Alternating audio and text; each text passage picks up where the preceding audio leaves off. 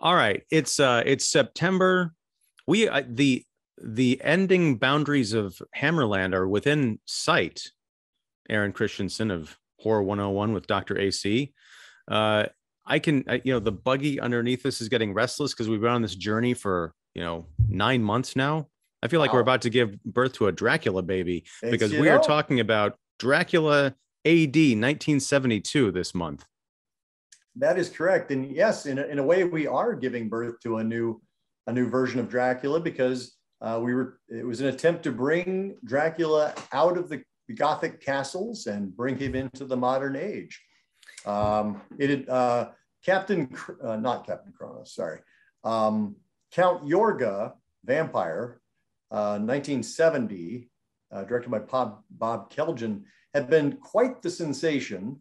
And that was the inspiration for trying to update Dracula as well, because, suddenly we had a modern vampire and, Hammer was trying to keep relevant because as Rosemary's Baby and Night of the Living Dead and a lot of the modern horror was dawning, the Gothic horrors were becoming a little more quaint in the eyes of the movie-going public, and ticket sales had been dropping. And so they were trying to kind of inject some, wait for it, new blood into the formula.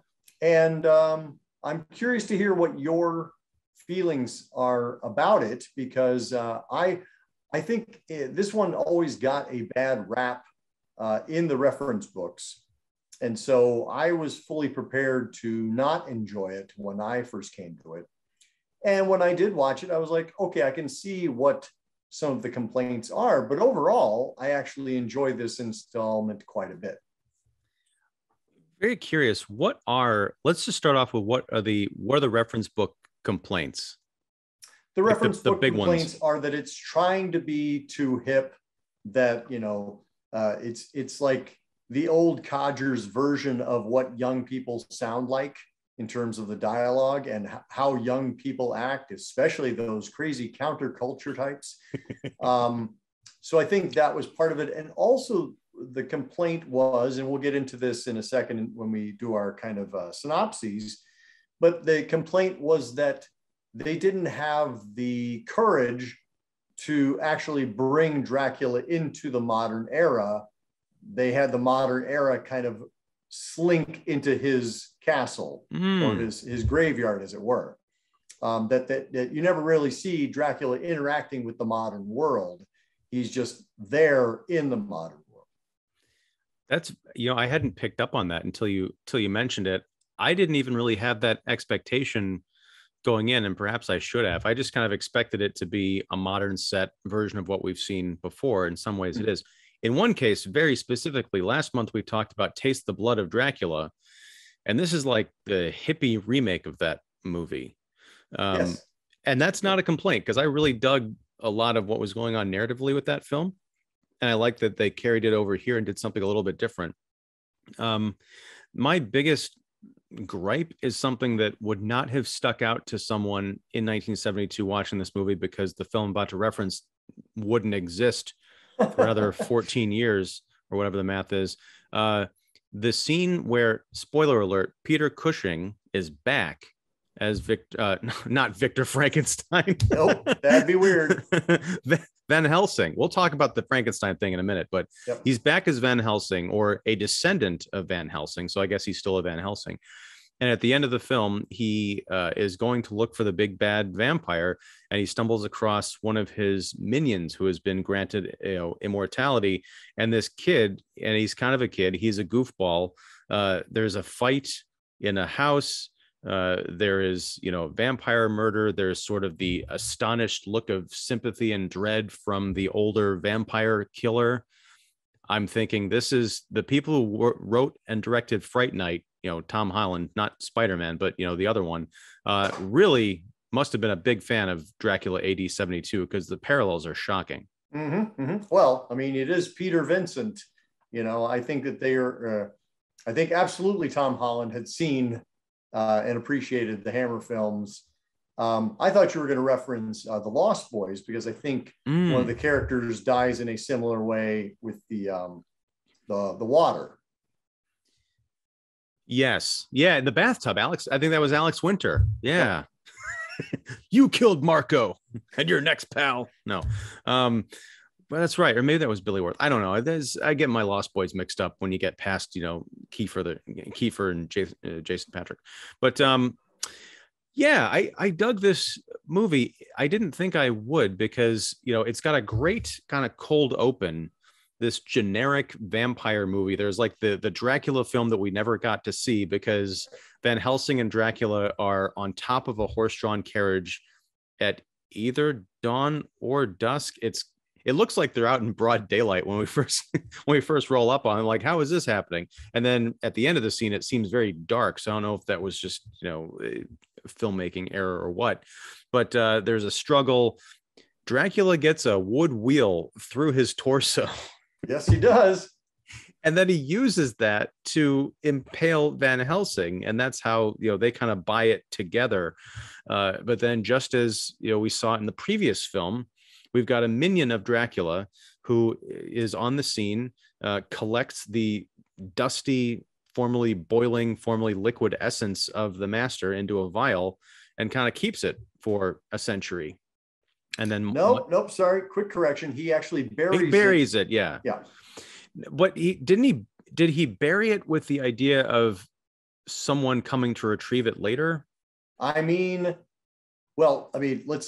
lineage we see not only do we have a descendant of Van Helsing, but we also have a descendant of this minion, who in modern times is Johnny Alucard, because he knows something about it. He's got the ring, so I don't know if that was also passed down through the years, because Christopher Neame plays both the minion in the 1872 little prologue that we see, and also he plays Johnny Alucard in the modern setting. So I'm wondering, like, they buried it, or his predecessor buried it in the graveyard, and then passed down the ring through the generations. And it took Johnny Alucard to be like, hey, what would be wild, man? Let's resurrect a vampire, dude. And that's kind of one of the questions that you don't really think about until you start talking about it, like we are now. Why did it take 100 years? Right. For them, he could have just said, well, I'll come back and get this next week and bring back the master. Why don't I come back next week? Yeah, I don't know why they decided to wait.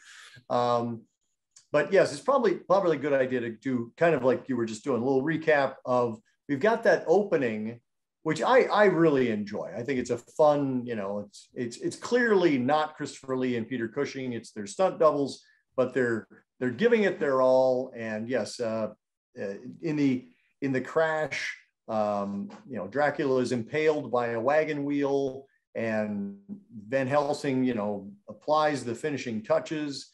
And then the Johnny Alucard's, ancestor comes along and scoops it up. And then I love this jump cut. We jump cut to a jet plane crossing the sky.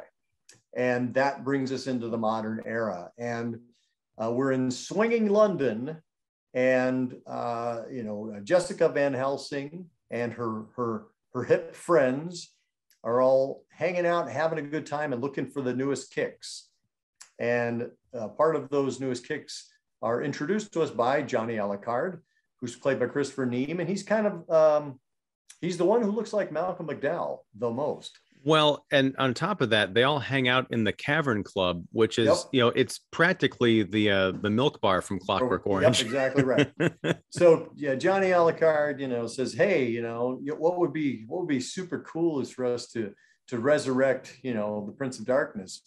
And so they all go off to this deserted graveyard, which just happens to be and I don't know if this was accidental or not, but just happens to be the place where the ashes of Dracula are buried. And the ceremony works. Dracula is resurrected. And he proceeds to instruct Johnny Alucard to bring the Van Helsing descendant to him, which in this case is not Lorimer Van Helsing, who is the descendant of Lawrence Van Helsing, who we saw in the prologue. Jessica is his granddaughter. And so in a way of getting back at his archenemy, Dracula is going to turn Jessica into a vampire herself. And so that's kind of where things go. And this is also in keeping with Taste the Blood of Dracula, where you've got the botched black mass. The three, in that case, it was three, wealthy gentlemen who were kind of bored of everything. It's like, yeah, let's, this kid says he can, help us meet a vampire or the devil or whatever. Let's do it. They chicken out, they run away. And so Dracula spends the rest of the movie manipulating things to destroy them, both, as people and also, their families and stuff. Is really cool. Yep. So to see that resurrected here, I was kind of all about it. Stephanie Beacham, this is going to sound really weird and it won't mean anything to anybody besides me, probably. But if you do resonate with this, please leave a comment below, because I feel like I'll found my people. I recognized her, but I couldn't place where I knew her from. She's been in a bunch of stuff, but I recognized her as Shelley Long's friend from the Girl Scout movie Troop Beverly Hills in 1989. Oh my gosh. I could not have told you that that's who she played. Every once in a while, for no reason at all, I'll get the phrase "the one with the tummy tuck" in my head, because that's something that she asks Shelley Long when they're talking about one of their Beverly Hills friends or something. She's like, "the one with the tummy tuck," and that was Stephanie Beacham. That was our Jessica Van Helsing. So I feel like I found some kind of closure. That's lovely. I'm glad that happened for you. I know her from The Nightcomers, which is the prequel to Turn of the Screw, with Marlon Brando and Stephanie Beacham playing.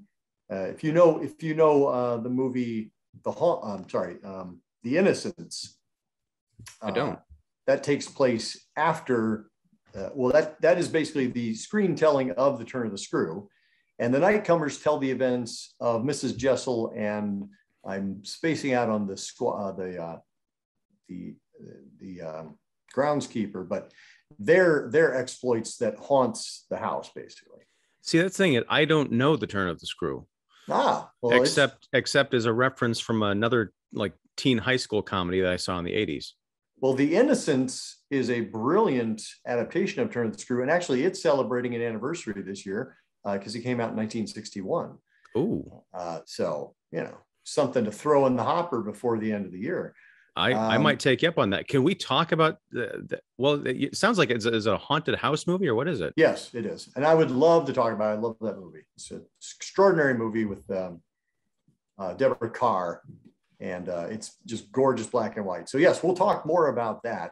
I'm writing that down. That's where I knew Stephanie Beacham from. She's also in an Amicus film called "And Now the Screaming Starts," which was one of their rare narrative features that wasn't just the anthologies that they're best known for. Wow, she's great in this movie, and I love her rapport. Not only the actors, Stephanie Beacham and Peter Cushing, but just the characters, because we see a version of Van Helsing in the opening 3 minutes that I don't think I've really seen before. He's got this crazy big hair. He looks really old, and he looks kind of wild and tired at the same time, as if when because I didn't know that he died. I thought he just like passed out or something, but no, that was his final moment. He just seems like, okay, I've been at this way too long. This guy keeps coming back and I'm done, but I have to make sure this gets done for good. Yeah. And then later on, his descendant, he studies, he's a professor or something. He studies, the occult, has walls of books about the paranormal, but he kind of keeps it to himself. And it's only when he finds out that his daughter is mixed up in this black mass stuff that he really begins taking an interest in her. But it's not the crazy vampire hunter Van Helsing. This is a guy who's studied the lore, for however long he's been alive, but he wasn't living with it. So he's more reserved. He's more curious. He's like the scared paternal grandfather. And it's just such a neat thing to see, especially when we've been watching him play, Dr. Frankenstein for the last several months. Right. Well, and I do appreciate the fact that it is an opportunity for Cushing to play Van Helsing in a different way. You know, he's not the heroic man of action that we've seen from Brides of Dracula and the original Dracula. He's more of an intellectual, as you say, and you know he's kind of he's the reluctant hero being forced into action because he's trying to stop his granddaughter from falling under Dracula's spell.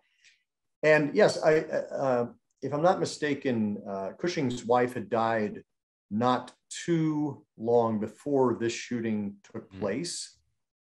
And anybody who knows Cushing knows that his wife's death was a huge blow to him. And he was actually, Stephanie Beacham, the Jessica character, was supposed to be her daughter, but because Cushing's wife's death had aged him so much, they made him her grandfather instead. Wow. Like literally that put years onto his life before that. Yep. Wow. Oh. Yeah. And that's, and as sad as that is, it really does come across the tenderness of that. I think at one point she is unconscious and he places a crucifix, on her neck, and he just does it so delicately and lovingly. Yeah. It's like, wow, this is this is better than a genre movie, although that sounds disparaging. I don't mean it. I do want to talk briefly about Christopher Neame, Johnny Alucard. Yes. Even though he kind of turns out to be a joke towards the end of the movie, he does have that charismatic jerk Malcolm McDowell thing going on without being a copy of Alex DeLarge. I loved him in this. Yeah. Yeah. He's terrific. He's a really, it's a dynamic performance. And I agree. It does turn out to be a little toothless toward the end, pardon the expression. But I think he's terrific. And, he had a nice career. He played in, I'm looking at his credits, over 101 credits, TV and film.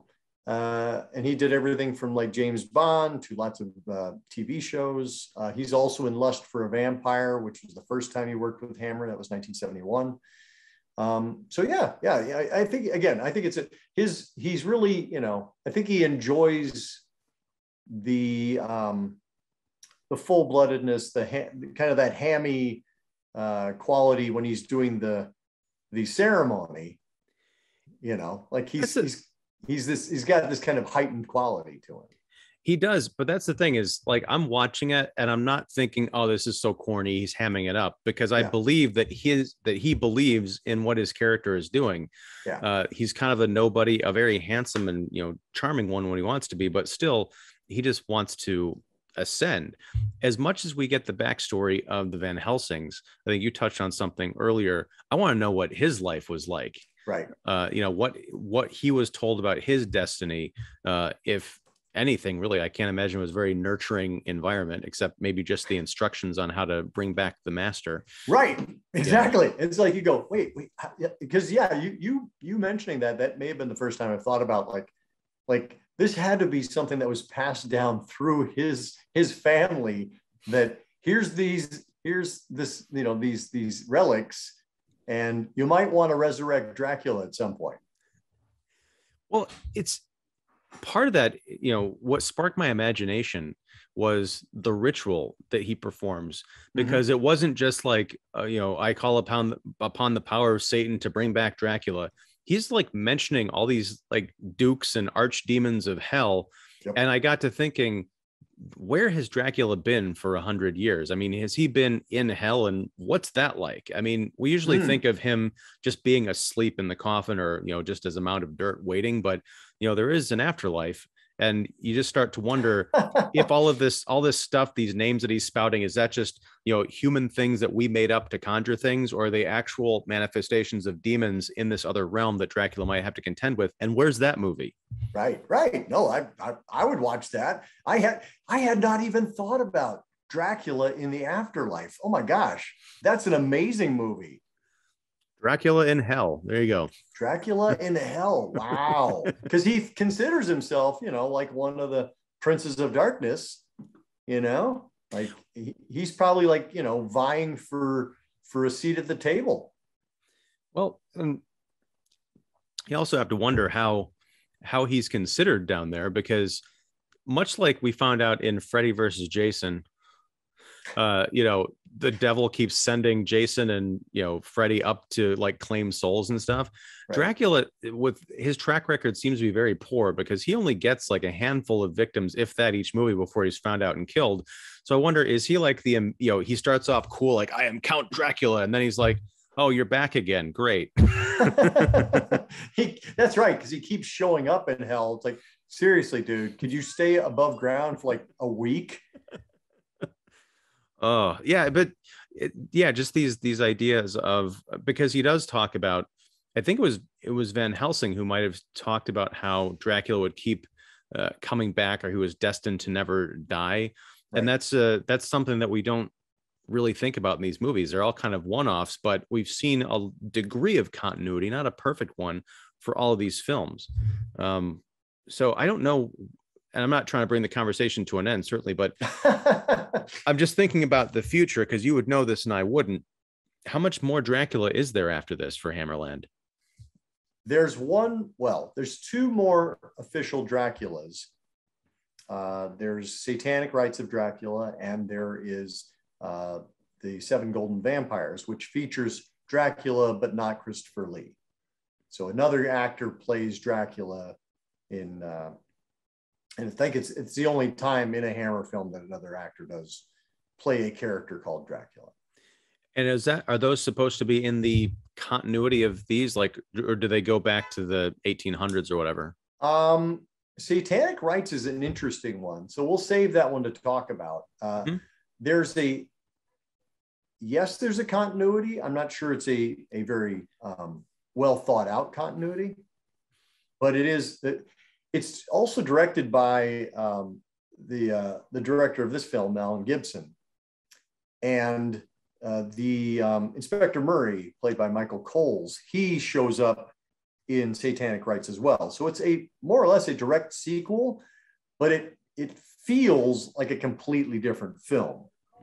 So like Van Helsing and the Inspector know each other, and they talk about when we killed Dracula. But there's just a lot of different elements. It feels very much like a kitchen sink movie, and I kind of love it for that, but I think it takes a little growing. So I'm curious to hear what your reaction to as a first timer is. Well, I gotta say, you mentioning that Inspector Murray comes back, Michael Coles, that gives me hope, because I also really loved the scenes between him and Van Helsing. Yes. They seemed like two guys who were trying to figure this out. One is a hardcore believer in the occult, but he also can't quite seem to believe that he has to deal with it. That would be Van Helsing. Right. And then there's the inspector who's like, it's, I got these weird murders. These bodies are shown up, drained of blood, but come on, vampires, really? Right. Because, but he also, he doesn't dismiss Van Helsing as a quack. He says, I can't really buy into this, but I also don't know what else to make of it. So I'm going to go along with this and he does give Van Helsing, the leeway to carry out his version of justice, as opposed to, saying, well, we're the cops and we have to handle it. Yeah, now I do have to ask about the the crime scene of the Cavern Club. Yeah. It is made clear that it's hard to get into because the cops are guarding it, but they're only guarding the front. A lot of people get in through that very open back door. It's true. They're not very good at this. They're still, and maybe it's their first time on the job. They're kind of like, oh yeah, well, we'll guard it, you bet. And they don't read the handbook fully. And so they just think, okay, well, who would bother to come in the back door? Are they signs in the front? Are they like vertical flat earthers? Like you can see the front of the building, so there's no behind. That could be it. They're just like, yeah, no. There's a back door. I had no idea.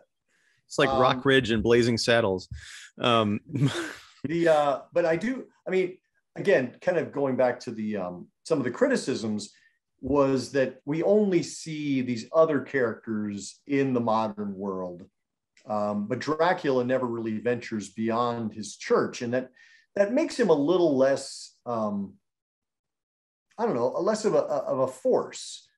He's kind of hiding, as it were, like he's hiding and having, Alucard do his bidding for him. And it would have been interesting to see Dracula actually entering the modern world. And I think that was how the film was billed, is that, Dracula is alive and well in swinging London, but he's not really alive or well or in swinging London. He's swinging London adjacent in more ways exactly than one. Right. Yeah, and I understand that criticism, but it wasn't until we talked about it that I was like, yeah, that could be a problem. Because I feel like you set yourself up for it. It takes a very specific kind of writer to pull that off without it becoming Jason Takes Manhattan. Right. Like, Dracula, he walks into a modern coffee shop and like, oh my goodness, there's electricity coming out of these walls. Where are your candles? And, we don't need to see that. I mean, maybe we need to see it. Who knows? We didn't see it. Also, I'm glad we got our Friday the 13th, or second Friday the 13th reference in the conversation. So carry on. Well, I have a third one. Good. I would be disappointed otherwise. There was, I can't remember the name of the guy, but he was was it Ted or Bob? Maybe it was Bob. Was one of the hangers-on in the group of hippies that goes to the Black Mass. Yeah. The jokester who's like wearing the white monk's robe. Right. He reminded me of Stu Charno's character from Friday the 13th Part 2. Like just the weird goofballs that inappropriate things at odd times. Very funny. Yeah, I think Greg, because Bob is Jessica's boyfriend. Oh, that's right. Yeah, and again, maybe it's because I'm watching this through a 2021 lens. When Bob shows up to pick up Jessica, like, oh yeah, your dad, we're supposed to go meet at the Cavern Club. Our friends are there.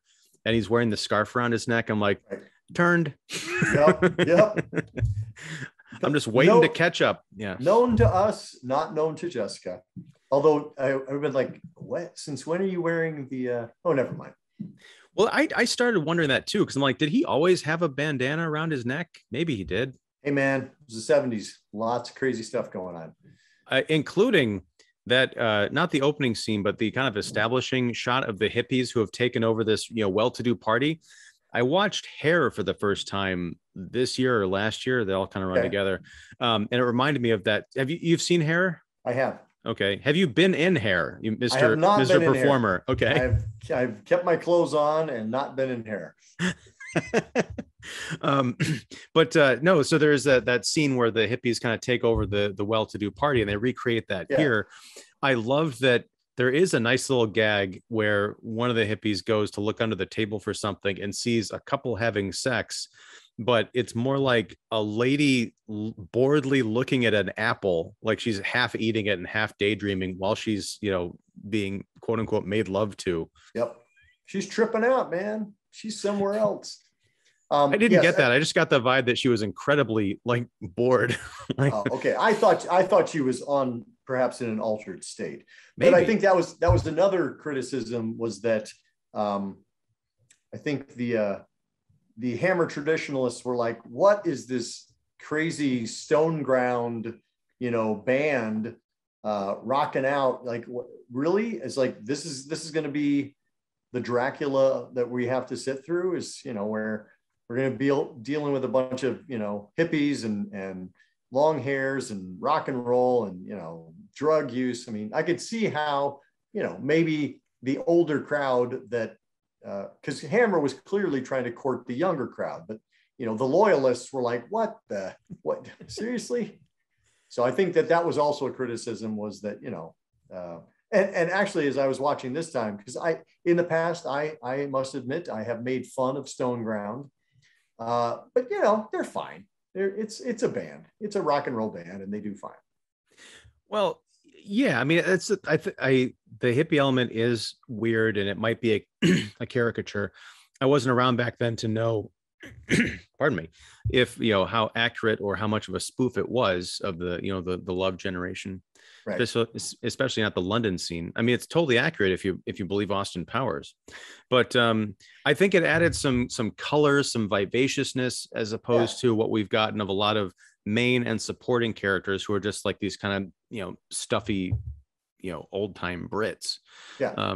I did like that there was, if I saw this correctly, I might have been taking a note, but it seemed like there was a 6-foot long joint that that one of the characters was rolling before she was dispatched. And then, I mean, in that group, actually, if you'll allow me to make a little segue, in that group, we have Laura, who is played by Carolyn Monroe. Now, I don't know how familiar you are with Carolyn Monroe's filmography. I know the name. I know the name, but I didn't actually look her up, but I knew the name. I couldn't place her.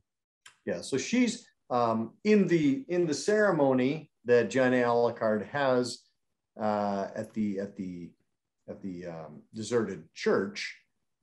He actually wants Jessica at first because he's hoping to, get a descendant of Van Helsing in the mix. But Carolyn Monroe ends up being the excitable vixen who ends up being part of the ceremony. And that is Carolyn Monroe. And that wasn't the first time I saw her. The first time I saw her was in The Golden Voyage of Sinbad, and she makes quite an impression there. But she has a really solid genre contributions to the genre in that she's in At the Earth's Core. She's in Captain Kronos, Vampire Hunter. She plays Dr. Phibes' dearly departed in both Abominable Dr. Phibes and Dr. Phibes Rises Again. I've seen the first Dr. Phibes. Yeah, she plays his wife who's just laying there looking comely in the bed. She's also in Maniac with Joe Spinell, and in The Last Horror Film, which is another horror film with Joe Spinell. And she's in Star Crash, which is one of my favorite turkeys. She's in the 2 slashers, Don't Open Until Christmas and Slaughter High. And she's in Faceless, directed by Jess Franco. So she's done quite a bit, and she's always just a lovely presence. She's also a Bond girl. She was in Spy Who Loved Me. And so seeing her in this was a delight the first time around. And then as I've seen it numerous times over the years, it's kind of fun to watch her, because this is kind of her breakout role. Playing a corpse opposite Vincent Price was one thing, but she really makes an impression here. And I think this is what led to her having the career that she had. Well, she does make an impression because she is the one who's the victim of the ritual. Yep. However, it did raise a question. How stoned was she? She seemed with it enough to, volunteer for the sacrifice, with it enough to, once the blood started pouring, not her own blood, but blood pouring onto her, to say, I don't want this anymore. And she runs for it. But then she kind of stops. And then she's, in terms of the movie logic, the movie time, it seems like she was sitting there in that same spot screaming, like, don't leave me for like 15 minutes, because everyone else is like scrambling and leaving and stuff. I'm like, well, get up and run. So I watched it with the subtitles on this time, and she's actually saying, I can't move. Oh, so, okay. Because I have probably also wondered that, but this time around, she's actively saying, I can't move. Like she is trapped somehow by the spell. Was she in the pentagram when she was sitting, like, as everyone was leaving? Yeah, she might have been. Might have been. But anyway, that's the logic, is that she actually can't leave. So there's that. That makes more sense. So thank you for clarifying that. You can thank my hard of hearing tendencies that I like to watch things with the subtitles now. And I'm like, how about that? I know a lot of people who are, this is going to sound terrible, but I'm part of this group who, as we get older, yes, we find that subtitles very helpful, but it's not a detriment. I've had so many conversations with people who have learned a lot of stuff from watching subtitles. Like, this person said this, there was this bit of direction. Did you hear that sound that, was, that direction? It's crazy cool. Yeah. I think as far as the Dracula himself, Mm-hmm. Christopher Lee. What do you make of him in this movie? Does he seem invested? Does he seem tired? Does he seem annoyed? And does all of that suit the character, considering we know he's like hell's loser by now? So, so I think Christopher Lee does a perfectly professional job. I don't. Cushing is always a professional, and I feel like Cushing is really giving it his all here. Then again, Cushing loved acting. He loved this character, you know, and so I can see why he would be invested. Lee was publicly disliked being typed as Dracula. So the idea that he was doing another Dracula, I'm sure there was no joy in that for him. There may have been some joy in working with his old buddy Pete again, and like that was how it was sold, was they are back together again, because they hadn't done a movie together in quite a while. They would proceed to do, I think Horror Express came out the same year, and that is one in which they both appear together. They had done a few of the Amicus anthologies, Dr. Terror's House of Horrors from 1965, I believe, and subsequent anthologies, although I don't know that they appeared in the same sequences. But it was a fun reunion for the two of them, I'm sure. And I like the fact that they get to have not one but two battle royales bookending the movie. Yeah, I dug that too. I was relieved that they didn't completely mirror the end of Taste the Blood of Dracula, because we talked about that last month or the month before. They're chasing each other up this kind of bell tower of this church, and Dracula falls, from a great height inside a church down below. I'm like, is that gonna really? Are we doing this again? But fortunately, they play it out a little bit more, and it's a really fun sequence involving Jessica and the Dracula trance. Did it bother you at all, the making silver kind of the go-to destroyer of vampires? I don't know. Well, that's the thing, is, does it just, I'm totally blanking right now, and it's pathetic because I just watched the movie yesterday. Okay, well, Dracula at the end, he gets kind of like another Friday the 13th analogy. He kind of gets roid in this one from part 5, where he falls into the pit of stakes. Right. But no, the silver part didn't bother me as much. I know that's more of a werewolf thing. Sure. But I did like that it was, how did he put it? It will annoy them, or it'll, they don't like it or something. It's not going to kill them unless you lock them in a silver vault, I imagine. Well, no, he was Van Helsing does talk about the fact that if you particularly effective is a silver blade. Effective, yeah, but because he stabbed him with the silver blade, and it would have been enough, except for Jessica in her trance comes along and pulls it out, and that resurrects Dracula. See, the impression I got was that the silver would slow them down. It was if that blade had stayed in him, then Van Helsing could have come down and finished the job or something. Done a stake or something. Okay. Yeah, that was the impression I got. What annoyed me was the silver crucifix. Dracula reaches over and pulls it off, and it causes him great pain. Yes. I don't know what the vampire rules are, but it feels like you're wearing this giant cloak. Just wrap your hand up, do the hot oven thing. Just reach in and grab it and throw it away. Yes, this is not my wife watched the end with me, and she was not particularly thrilled by how not smart Dracula is in this. She's like, man, he doesn't if I'm facing off with Van Helsing, I'm going to take care of him like that. I'm not going to go chasing him around and toying with him. I'm going to do the job. And I said, well, I think he was trying to, keep him alive so that he could witness, his true loss in losing, his granddaughter. But yeah, she was going, man, this Dracula is just dumb. I'm like, all right, fine. That explains his track record, or his Drac record, as it were. His Drac record. Oh. Wow. Why have we had to wait through 6 movies to get to that one? I'm sorry. for both the delay and the pun. But no, I do want to mention back to our Mr. Alucard, two things that are kind of goofy in ways that I'm like, Yeah. When Johnny is fighting with, I wanted to say Peter Vincent, but Peter Cushing. It's basically Peter Vincent. Right. In the apartment, there's that cool thing where we've got the hand mirror, and he's using the reflection to essentially create a little gun to like shoot light at him and drive him into the bathroom, which has a giant skylight. So he's like, oh my God, it's the sun.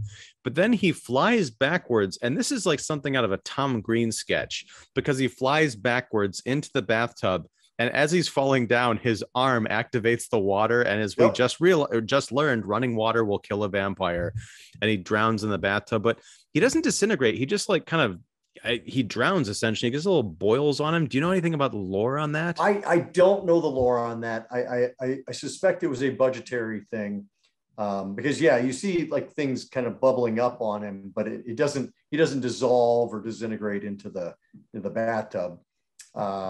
It struck me a little Final Destination of the kind of series of events. You could overlay the Benny Hill soundtrack on this and it would not be out of place. I would love to think that, I don't know the story behind this, but I would love to think that Cushing came up with the idea of, the mirror driving him back, because, props Peter would be the kind of guy who comes up with stuff like that.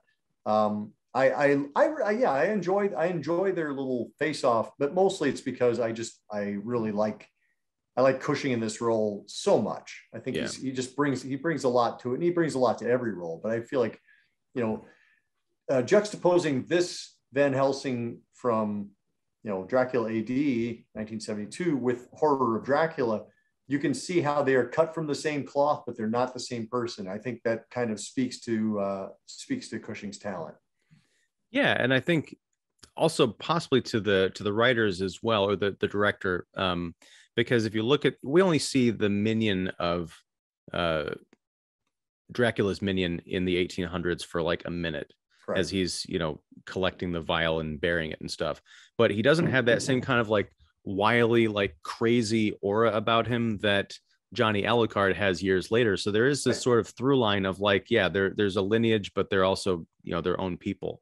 I do have to say, this is kind of a knock in the towards Van Helsing, but I don't know if it's because it's the filmmakers wanted the audience to be able to keep up. Okay, I can see Johnny Alucard, and just by imagining the last name, I say, oh, it's Dracula backwards. We have a scene where Van Helsing is sitting at a desk with a note card. It says Alucard, and he's got like little lines as he's piecing the letters together. I'm like, it's just backwards.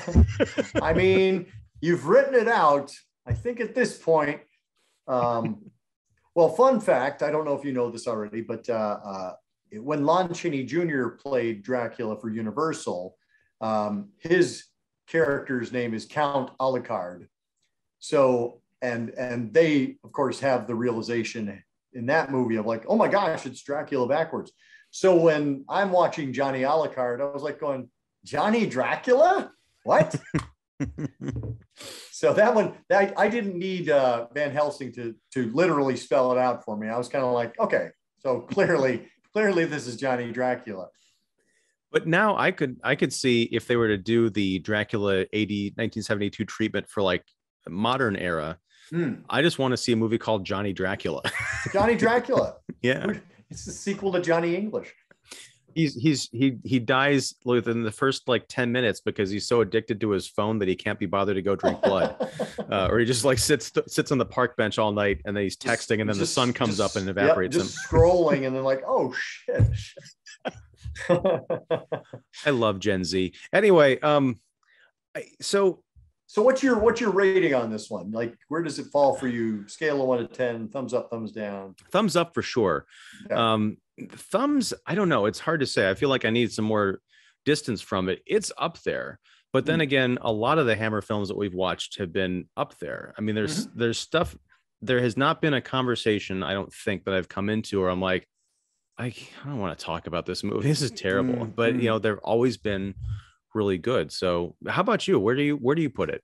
It has definitely grown on me. I think like I carried the opinions of the research books into my first viewings, and they colored my experience. I was like, oh yeah, that rock band and all this, terrible hippie thing. And oh, Dracula never gets out of the church. But now I'm like, you know what? If I watch the movie for what it is, as opposed to the movie that it isn't, I enjoy it quite a bit. I don't know that I don't know where it would land in the hierarchy. I suppose by, come December, we'll have to do that. We'll have to rank our Frankensteins and rank our Draculas. We'll do our Drac record and our Rankenstein. Thank you.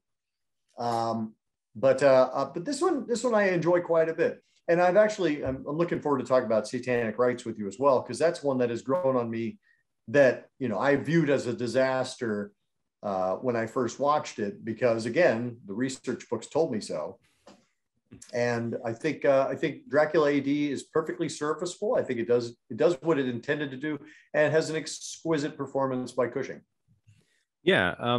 So the lesson here is listen to us and not the research books. But no, I'll say, going back to that criticism of Dracula not interacting with 1972, again, I totally understand it, but that is the ultimate sign that the heroes have succeeded, because he doesn't get out. He stays very close to home. You can tell that he's building up his strength through the course of this movie. He's having his servant bring him these hippie kids, because you get the idea that, well, he is kind of out of time. I don't know if he would feel comfortable just like walking down the street and like getting on the tube. He wouldn't know what the hell to do. Right. So he's very much staying within the element over which he has control, which is more of the Gothic setting. Yeah. Well, I mean, I think the thing is, we had seen Count Yorga. I hadn't, so it doesn't count. Right. We may or may not have seen Blackula at that point, which is a modern vampire. So maybe it was just kind of like, well, we know how it can be done. And it feels like maybe Hammer flinched a little. Yeah. It was more of a rubber hammer than. Hey. Sorry. All right. I'm gonna kill this before we do any more puns, or I do any more puns. You've been, cannot be found guilty in that department. Relatively restrained. Yes. But yeah, this has been a lot of fun, and I'm looking forward to next month. Are we talking Frankenstein again next month? I believe we are. Okay. I think I think Frankenstein is. Is it the Monster from Hell or something? Yeah, Frankenstein must be, and the Monster from Hell, and that is 1970. Is that 3 or 4? Wow, IMDb, you're so slow. There we go. Yeah, 74. And then when was Satanic Rites? So we might be talking about that next month. I should have my spreadsheet. Yeah, that was 73. You're right. Oh, yeah, so we'll be talking about Satanic Rites next week. Next month, rather. Which is next week. Next month is next week. But we're not. Oh, actually, we should do a quick tease. That's right. We should. This episode will be going up, I believe, Monday, the Monday after we record this. So this coming Friday, October 1st, if I have that right. That is correct. That begins the first of 5 weeks of Friday Night Frights live streams. We're going to be doing the Scare-a-Thon again this year, and I am super excited. We've got a great lineup and hopefully some guests. I got to get pounding on that homework. But yeah, AC, tell us about who we're going to be raising money for and benefiting this year. Yeah, this year we're going to be working in and directing our efforts toward raising funds for Albany Park Theatre project. And I'll talk more about that as we do the Friday Night Frights, but Albany Park Theatre project is dedicated to teens develop their own theater. They develop each of their own plays. They're from 14 to 18 years of age, and they write, they conceive, and they perform these shows that are interactive. Basically the audience travels with the actors, and you go into different parts of, they're all kind of location based. So you'll go into a different room with different characters. And so you never see the same play twice. And the fact that it's all done with children is amazing. It's also, they also have a very strong cultural and sociological, political bent to all of their works. A lot of their ensemble members are first-generation Americans, and so they bring a lot of their cultural heritage to the table. And it's an extraordinary experience. The ones that I have been witness to have been inspiring, so inspiring, in fact, that I want to direct more attention to them and a few more dollars their way. Awesome. Well, yeah, we will have more information about the Albany Park and also what we're doing with Scare-a-Thon. So check here. I'm sure you're going to have the kickoff on your blog, Horror 101 with Dr. AC. And I'm going to be setting up those live streams probably this weekend. So folks will be able to come to the YouTube channel and see what we're going to be talking about and hopefully with who and what the dates are. You can join us live. We're going to be doing this live on Friday nights. So I'm looking forward to it, man. This is going to be fun. As am I. All right. Well, thank you again for our trip through Hammerland. I'm going to pull over to the side and take a month-long break. That's a hell of a detour. And we'll be back next month with the sequel to this film with the lovely Inspector Murray once again joining the ensemble. You got it. All right. Take care, man.